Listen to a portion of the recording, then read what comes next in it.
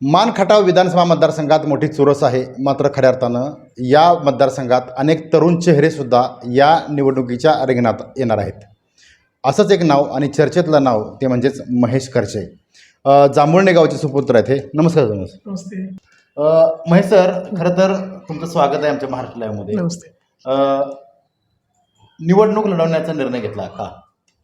नाही, मुळात कसं आहे, निवडणुका लढवणं जे लोकशाहीतला हा एक महत्त्वाचा भाग असतो.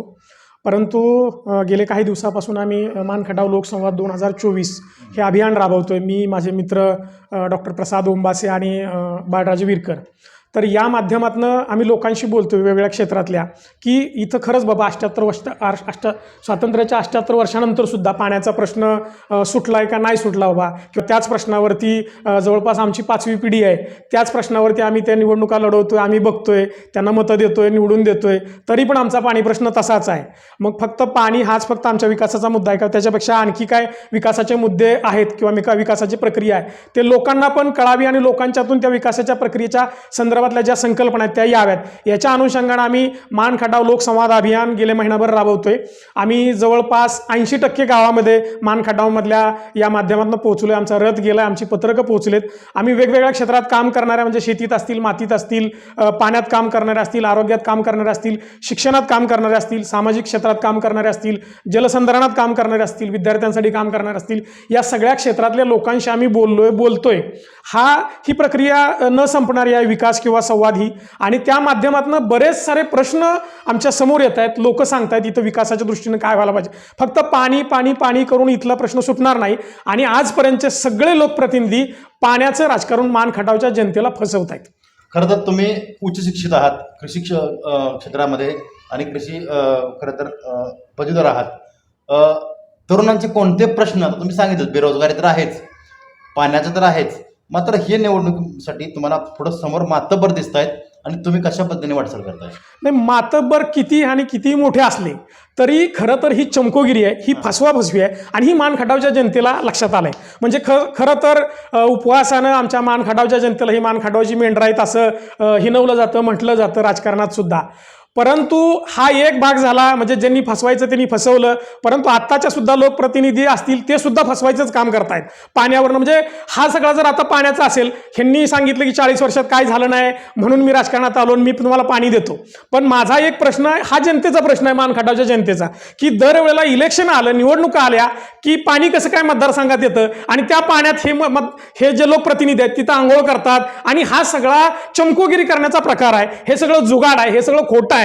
हे पाणी बिनी आहे ना, हा सगळा भूलभुलई आहे.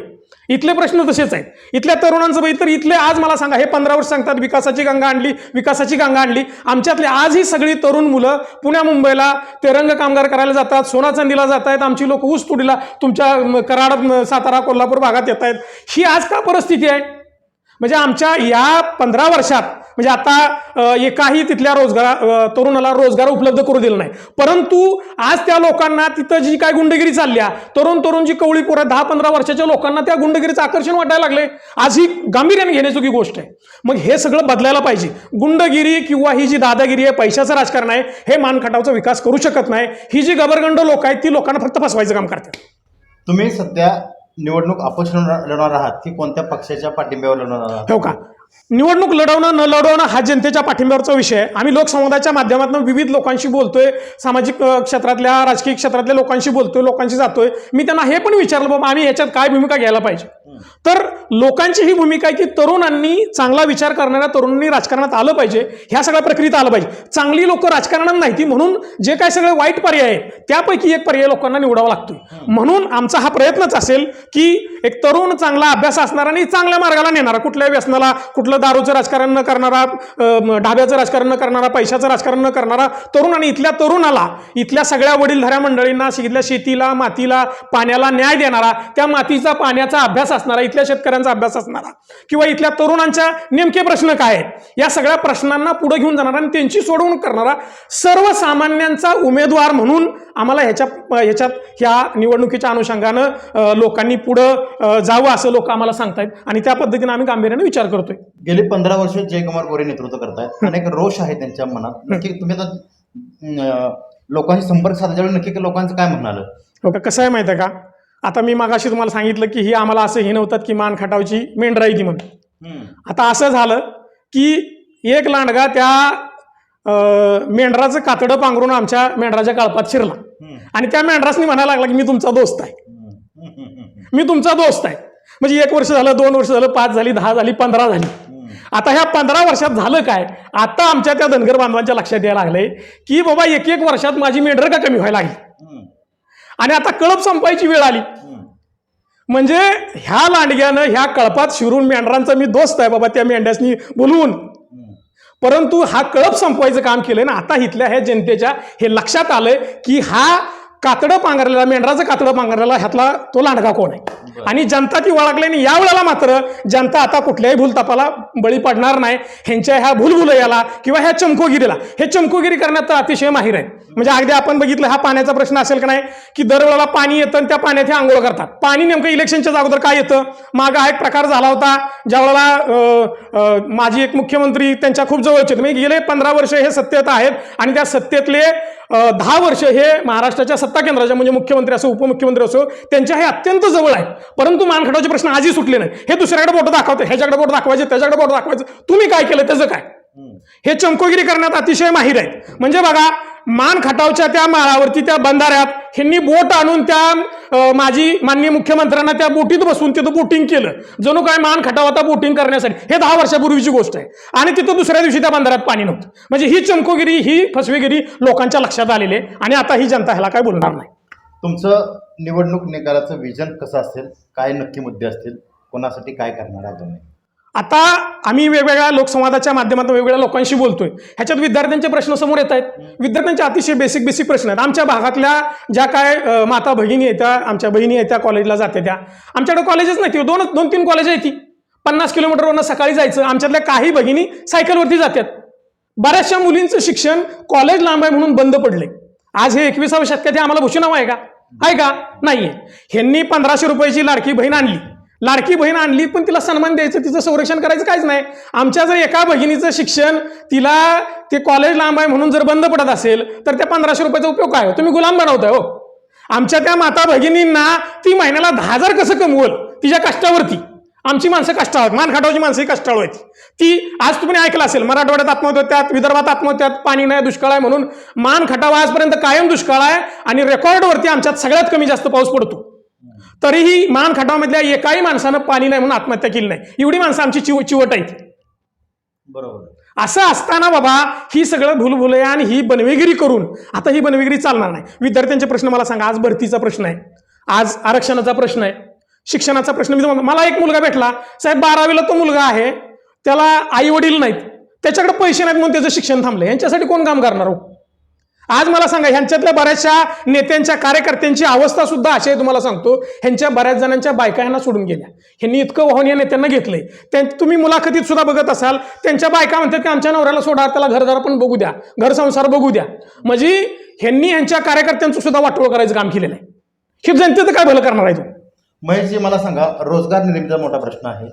आरोग्याचं एकही हॉस्पिटल मतदारसंघात मोठं नाही. याचबरोबर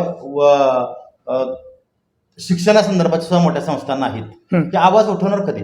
हा, जनता आता आवाज उठवायला लागले. जनतेच्या आता लक्षात आलंय, इथं कॉलेज पाहिजेत, शाळा पाहिजेत, चांगलं हॉस्पिटल पाहिजे, त्याला उपचार मिळाला पाहिजे. आता इथल्या लोकप्रतिनिधींनी शिक्षण संस्था काढल्या पाहिजेत किंवा हॉस्पिटल उभी केली पाहिजेत. ह्या सगळ्या लोकांनी त्याच्यात योगदान दिलं पाहिजे असं अपेक्षित असताना ह्यांनी दुसऱ्याच्या संस्था ताब्यात घेऊन त्या लुटायचं काम केलं. म्हणजे हॉस्पिटल असेल, शिक्षण संस्था असेल, ह्यांनी स्वतःचं काय उभं केलं नाही. हे चमकोगिरी करायचं, दुसऱ्याचं जे आहे तिथं घुसायचं. म्हणजे उंट एखाद्या ह्याच्यात घुसला की ती उंट कसा त्या पालासहित निघून घेऊन जातो, म्हणजे आसराला येतो पण ती पाल घेऊन जातो, तशी परिस्थिती मान खटावमध्ये आहे. आज मला सांगा, मानमध्ये एकही मान खटावमध्ये चांगलं हॉस्पिटल नाही. आज शिक्षण संस्थांची वाईट अवस्था. आमच्याकडे मेडिकल कॉलेज नाही. जे होतं त्यांनी ते बंद पडायचं काम केलं तिथं घुसून.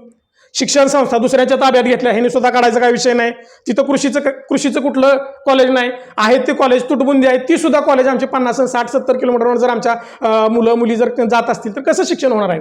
कर्मवीर अण्णांचं आमच्या भागात मोठं शिक्षणाच्या बाबतीनं काम आहे म्हणून आमच्या भागातली मुलं काही शिकली मागच्या पिढीपासून आणि ती कुठंतरी या मुख्य प्रवाहात आली, शिक्षणाच्या प्रवाहात येऊन थोडी प्रगती करायला लागली. पण त्याच्यानंतर नवीन काहीच झालं नाही शिक्षणात काम. रोजगारात तुम्ही म्हणाल तर आज इथल्या 78 वर्षात तिथे एकही चांगला उद्योग उभा राहिला नाही. मागच्या 15 वर्षात नाही, त्याच्या अगोदर पण नाही. आता तिथे MIDCचा प्रश्न, MIDC मंजूर झाले आणि त्याचं श्रेय घेण्यासाठी हे पुढे लाटपडते. पण तिथल्या शेतकऱ्यांची जी तळमळ आहे, ज्यांच्या जमिनी त्या MIDC मध्ये जात आहेत, त्या लोकांची जी तळमळ आहे ती म्हणतात अरे आमची मडी पाडून तुम्ही कुठे MIDC उभारता. तर MIDC उभी राहिली पाहिजे का? तर MIDC उभी राहिली पाहिजे. आमच्या भागात उद्योग उभा राहिले पाहिजेत, ते माळरानावरती उभे राहिले पाहिजेत. तिथली कुठली बागायत जमीन घेतली नाही पाहिजे. आणि ज्या शेतकऱ्यांची जमीन घेणार आहे त्या शेतकऱ्यांना विश्वासात घेतलं पाहिजे, तर हे सगळं पुढे जाईल आणि तिथल्या तरुणांना रोजगार मिळेल. बरं, हे सगळं आता होत असताना रोजगाराच्या बाबतीत हे कॉन्ट्रॅक्टर आणि हे सगळं कमिशनचं एजंट सुरू झालंय, त्याच्यात सुद्धा हे सगळे बाहेरची लोक घुसले होतो. तिथं भ्रष्टाचाराचा प्रचंड, आज गुंडगिरी, सगळे अधिकारी तिथे सगळे दबावाखाली आहेत, प्रशासन सगळं दबावाखाली आहे. लोकांसाठी कोण काम करते? पोलीस स्टेशन खोटं गुन्हा नोंदवायचं काम चालू आहे. आज कोणी आवाज उठवला त्याला खोट्या गुन्ह्यात अडकव, त्याचं आयुष्य बरबाद कर. हे राजकारण नाही, हे विकासाच्या दृष्टीने घेऊन जाणार अजिबात राजकारण नाही. आणि मान खटावच्या जनतेनं आता ही पुरतं ओळखलेलं आहे. ही सगळी जी काय माणसं आहेत ही सगळी फसवागिरी करतात, ही सगळी पैसेवाली आहेत. आता पैसे वाटून तुमचा स्वाभिमान घाण टाक, हे स्वाभिमानाची भाषा करतात आणि लोकांना विकत घेतात, पैसे वाटतात, दारू वाटतात, मटणं खायला घालतात. जर तुम्ही एवढा विकास केलाय तर तुम्हाला पैसे वाटायची काय गरज येते? आता एक जण म्हणतो मी 100 कोटी वाटणार आहे, दुसरा म्हणतो मी 3000 कोटी वाटणार आहे, तिसरा म्हणतो मी काय मी चिचुक्याचं पोती घेऊन बसलोय का? आता मान खटाव मतदारसंघ आमचा बदनाम होतो, म्हणजे इथं फक्त पैशावर मतदान होतं का? हा मान खटांची जनता शासन, तुमच्या पैशाला कोण करते? तुम्ही लोकांसाठी काम केलं असतं तर तुम्हाला पैसे वाटायची काय गरज होती? तुम्हाला मटण दारू द्यायची काय गरज होती? मान खटावची जनता स्वाभिमान, ती कष्ट करून खाते जगते, त्याला स्वाभिमानानं त्याची भाकरी मिळाली पाहिजे आणि ती भाकरी मिळण्याची व्यवस्था पाहिजे. तुमची मटण दारून पैसा अजिबात नको आहे, ती तुमच्यापास ठेवा. आणि तुम्ही वाटताय तुम्ही कुठं घाम गाळायला गेला होता? तुम्ही घाम गाळायला कुठे गेला होता? तुम्ही हे सगळं लुपाडून लोकांच्या मुंड्या मुरगाळून आणलेलं आहे. त्यामुळं हे आम्हाला नको, हे पापाची कमाई ह्या मान खटाव जनतेला नकोच आहे. ती आमचं पोट दुखी करेल, आमच्या पोटात दुखलं, तुमची बाप आमच्या पोटात नको आहेत. बरोबर आहे. खरं तर शेवटचा प्रश्न, तुम्ही खटाव मानच्या जनतेला, तरुण पिढीला, महिलांना काय आव्हान कराल? मी या माध्यमातून, आपल्या माध्यमातून मान खटावच्या सर्व जनतेला, त्याच्यात तरुण आहेत, तरुणी आहेत, विद्यार्थी आहेत, विद्यार्थिनी आहेत, माझे वडीलधारी मंडळी आहेत, माझ्या माता भगिनी आहेत, या सगळ्यांना सांगतो की तुम्ही आता येणाऱ्या निवडणुकीमध्ये सुज्ञपणानं मतदान केलं पाहिजे. एक चांगला सुसंस्कृत, तुमचे प्रश्न मांडणारा, तुमचे प्रश्न जाणणारा, तुमच्यातला, तुमच्या गरीब, तुमच्यासारखा. मी कृषी पदवीधर आहे, मी आज गेलो की रात्रभर दारं धरतो, मी त्यांच्यातला आहे. मला तिथले प्रश्न माहित आहेत, त्या मातीचे प्रश्न, त्या पाण्याचे प्रश्न, त्या मायमाऊलीचे, त्या भगिनींचे मला प्रश्न माहित आहेत. आज आमच्या शेतकऱ्यांना लोड शेडिंग आहे, त्याला लाईट मिळणार, तिथं MACBनं तिथं बरीचशी सबस्टेशन केली पाहिजे, DP केली पाहिजेत. जी पाणी येत आहे त्या पाण्याचं सुद्धा ही मालक होत्यात. म्हणजे बघा, मधल्या गावाला पाणी मिळत नाही, मागच्या पुढच्या मिळतंय. म्हणजे हे आमचे जे लोकप्रतिनिधी आहेत ते म्हणतात की ह्या गावानं मला मतं कमी दिलेत म्हणून मी ह्यांना पाणी देणार नाही. ही कुठली दादागिरी आहे? तुम्ही जर लोकप्रतिनिधी आहे तर तुम्ही अख्ख्या सगळ्या जनतेचे, एकदा निवडून आला की तुम्ही सगळ्या जनतेचे लोकप्रतिनिधी आहेत, पण तुम्ही तिथल्या पाण्याचा मालक खूप आहे, तुम्ही मान खटाव जनतेचा मालक खूप आहे, तुम्हाला हे मालक होता येणार नाही. तुम्ही जनतेचे सेवक आहेत, जनतेचे सेवक म्हणून तुम्ही 15 वर्ष वागला नाही, तुम्ही दादागिरी करताय, गुंडगिरी करताय, ह्याला बघतो त्याला बघतो. ही कुठली महाराष्ट्राची पद्धत आहे? महाराष्ट्रात असं कधी काय झालेलं नाही. ह्याला बघून आणि त्याला बघून होणार नाही. तुम्हाला तुमचे आमचे प्रश्न एकमेकाला बघावे लागतील, तुम्हाला आम्हाला एकमेकांचे प्रश्न जाणून घ्यावे लागतील आणि ते प्रश्नांची सोडवणूक आपणच करावी लागेल. त्यासाठी आपल्यातला सर्वसामान्यांचा उमेदवार, सर्वसामान्यांची, तुमची चटणी भाकरी खाऊन, माझी चटणी भाकरी माझ्या घरी येऊन तुम्ही खाऊन, अशा पद्धतीनं स्वाभिमानाने ही निवडणूक लढवावी लागेल. आणि ही जनतेनं निवडणूक यावेळेला हातात घेतलेली आहे. आणि ही सगळी जी कोणी मातबर आहे, तिची स्वतःला मातबर समजलेली, ही सगळी लोकांच्या मुंड्या पिरगाळून सगळं काय 2 नंबरचा पैसा घेऊन ही सगळं पापायची कमाई इथं वाटायला आले. ह्या सगळ्यांना आता मान खटावची जनता ह्यांना पाणी पाजणार आणि खऱ्या अर्थानं सामान्यातला उमेदवार निवडून आणून मान खटावच्या जनतेला खरं पाणी देणार, न फसवता. म्हणजे विद्यार्थ्यांसाठी काय तुमची भूमिका दिली? विद्यार्थ्यांसाठी आमच्या भागात बघा, ललिता बाबर ऑलिम्पिक पर्यंत गेली, पण त्याच्यानंतर दुसरी ललिता बाबर घडली नाही. आमच्याकडं महाराष्ट्र केसरीपर्यंत, महाराष्ट्र उपकेसरीपर्यंत तिथंपर्यंत खेळणारे पैलवान गेले. आमचे लोकप्रतिनिधी हे स्वतः पैलवान आहेत, पण या 15 वर्षात मान खटावमध्ये एक सुद्धा तालीम घडली नाही. आमची भूमिका या पाठीमागची आहे, मान खटावमध्ये आंतरराष्ट्रीय दर्जाचे क्रीडा संकुल, क्रीडा प्रबोधिनी उभा राहिली पाहिजे. त्याच्यासाठी आम्ही जाणीवपूर्वक प्रयत्न करणार आहे. जे विद्यार्थी आहेत, आज मी स्वतः कृषी पदवीधर आहे, आमची कृषीतली सगळी मुलं, ॲग्रीची मुलं सगळी स्पर्धा परीक्षेच्या माध्यमातून वेगवेगळ्या क्षेत्रात जात आहेत. जे राहुरीला ज्या पद्धतीनं तिथं विद्यार्थी स्पर्धा परीक्षेचा अभ्यास करतात आणि त्याच्यात यश प्राप्त करतात, तशा पद्धतीचं राहुरी कृषी विद्यापीठाच्या धर्तीवरती मान खटावमध्ये आम्ही मानदेशी स्पर्धा परीक्षा केंद्र निर्माण करून तिथून आम्ही या मान खटावच्या दुष्काळी जनतेतनं जास्तीत जास्त अधिकारी कशी निर्माण होतील त्याच्यासाठी त्यांना पोषक वातावरण निर्माण करून देणार आहे.